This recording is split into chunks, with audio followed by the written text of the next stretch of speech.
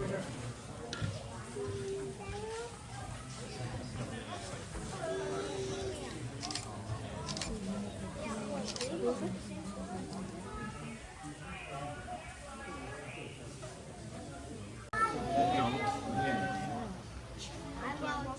right, there we'll get started. Welcome you into the Tweetsie Train Shop. This is the place where we do all the maintenance in the park on all the rides, trains, vehicles you see here. We've been in this building about 28 years. The original shop is the gray building out back. We used to have all this in that building. It's about a third of the size. In here we have all the equipment we use to maintain the rides and the trains here.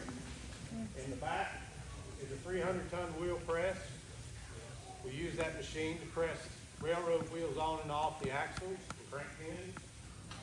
The second machine is our 1890 wheel lathe. We use that machine specifically to turn all the train wheels.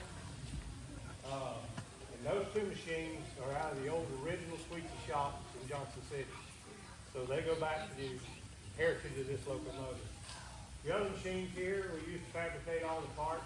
And the middle lathe we use mostly for boxes, piston rods, and little bigger stuff than our everyday machines that are here. Milling machines we use to make parts. Part of the number 12 project is we're replacing parts.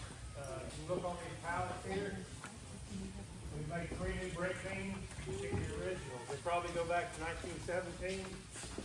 Wear and bent. They've probably been heated and cooled and bent and straightened more times than any of us could ever imagine. Right here below us is our drop pit. Inside we have a 100-ton jack that we can drop out these drivers. The rails come out and there's a little jack on the track. Drop them down, slide them out. Takes about 8 to 12 hours to de-wheel a locomotive. A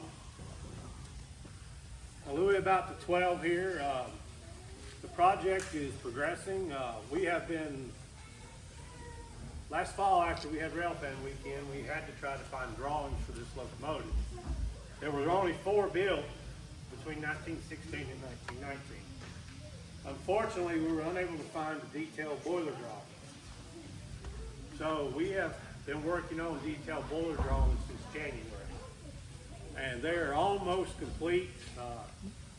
We saw a preliminary copy a couple weeks ago, and it looks pretty good. We had a company from Chapel Hill come in, do a 3D scan of the firebox. There's examples here hanging off the side of the engine you can look at. You're looking around. They helped us find the angles of the stay bolts. There's 792 stay bolts in the boiler. Each one of those have to be replaced. Some of them are original, and some of them are specialty bolts also, so we're having to fabricate those.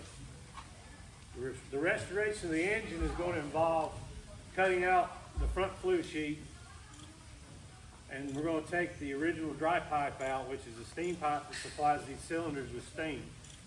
It's 108 years old as the engine is, so we're being preventative by changing it. That way, hopefully won't have no issues in the future.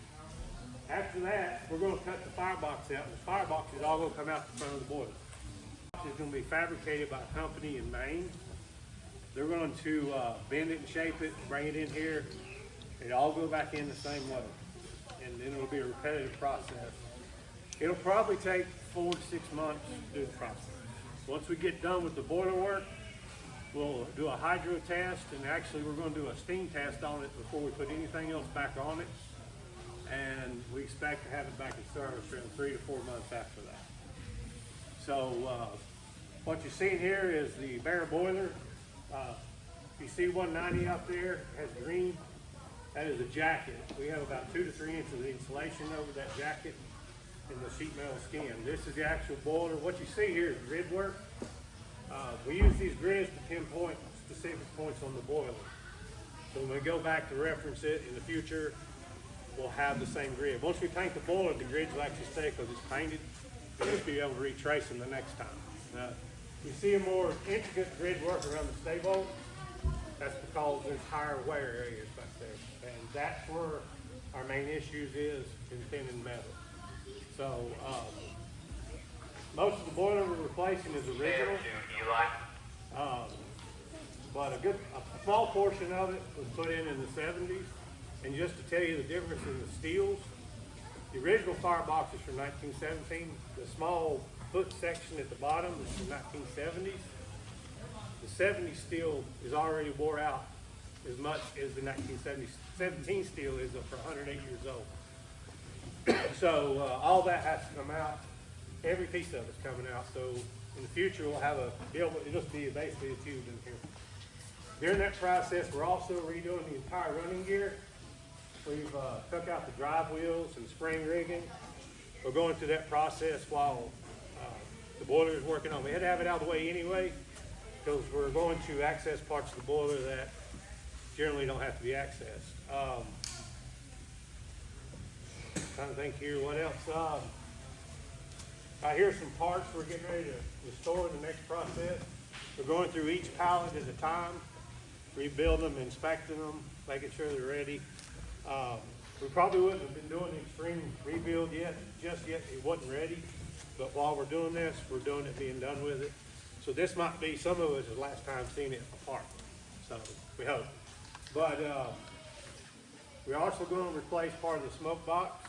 It is worn out. The cinders come through there and sandblast it and wear it out. The bottom part is thin as paper. We probably had to change it anyways for running this year. So anyways, I'm going to let y'all ask questions about the restoration in the shops. I'll do our best to answer. Any of the shop guys in here can answer your questions. Yeah. You said that a company in Maine was working on the firebox. Is it Maine Locomotive Yes. Machine Works by any chance? They possibly will fabricate machines. Okay.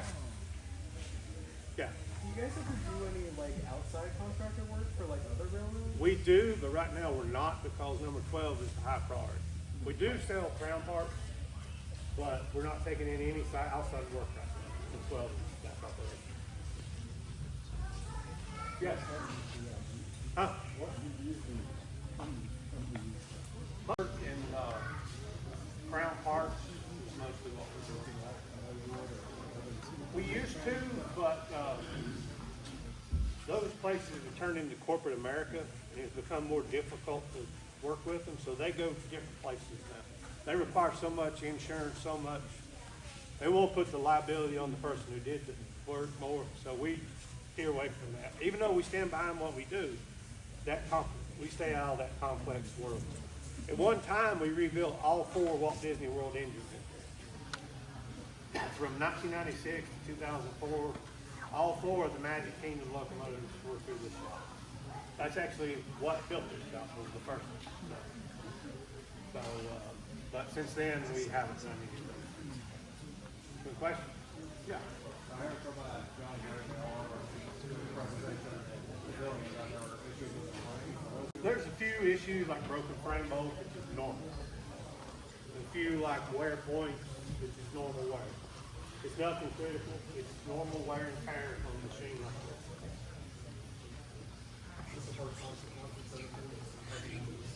No, when I started here in '97, when we moved into this shop, this is the first thing we did. We did a full restoration of this engine. We just didn't do the boiler at that time. It didn't need it. I heard him say they found some weld marks on one of the boiler doors or something that was like that in the 20s that they weren't aware of. Yes, there is you can't see it, it's impossible to see, but there is a torch weld mark inside the fire bar. It was done prior to electric welding. So, yeah. Does 190 have any issues right now? No. No, but we are going to go through a process of inspecting it sometime soon. Yeah. What kind of experience or training does it take to work in an environment like this? Um, How did you get to do this? Most of it's on the job training, but each of us here have our own skill set. Some of them are welders, some of them are machinists, electricians. There's a lot of jacks of all trades in here, and a few of us are masters of a few of them, and others none. But Just varied skill. There's fabrication, welding, machining, plumbing, electrical. One of the biggest things we're getting into right now is our new rides are electric, or not electric, computerized. That's a new thing for us. We're having to turn into control electrician, trying to diagnose these little codes on these little boxes. Yeah. When you said you changed the steam, will that affect the whistle sound? No, the whistle, no, it won't change that. No, it won't change any, we're not changing anything like that. It'll be the same, you won't look any different Okay. or sound any different. Thank you. Got any more questions? Yeah.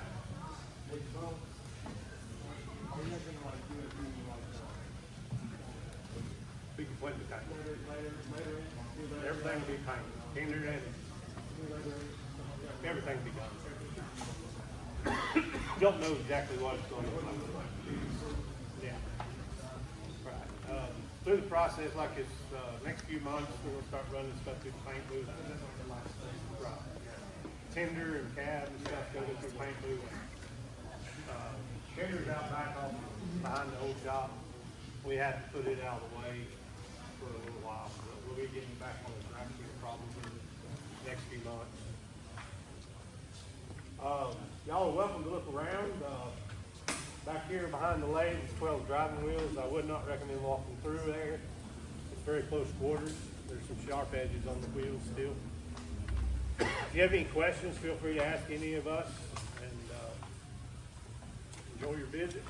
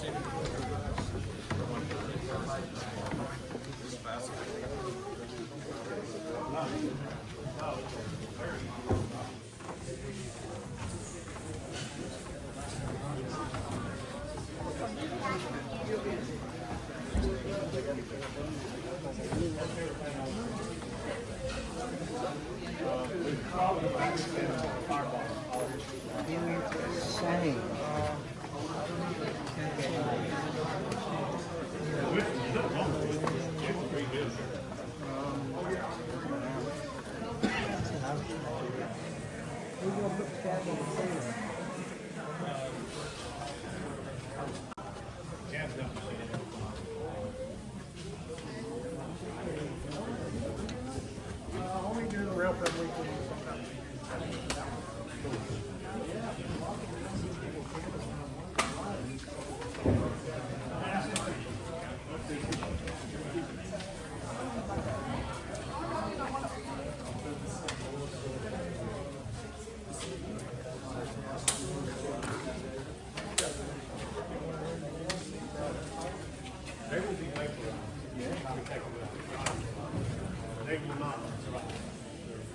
We take them out. Because I'm so used to seeing this in what? Well, I saw her on. They're going to be blocked. I'm definitely looking forward to seeing her run. Work your way that way. I'm glad they have that out there. Oh yeah. If you and Jimmy are ganging up against Naomi, it's making bad.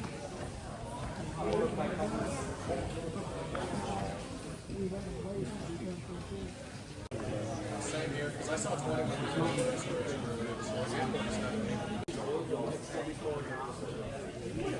It can't just be a simple picture. No, we gotta go down and then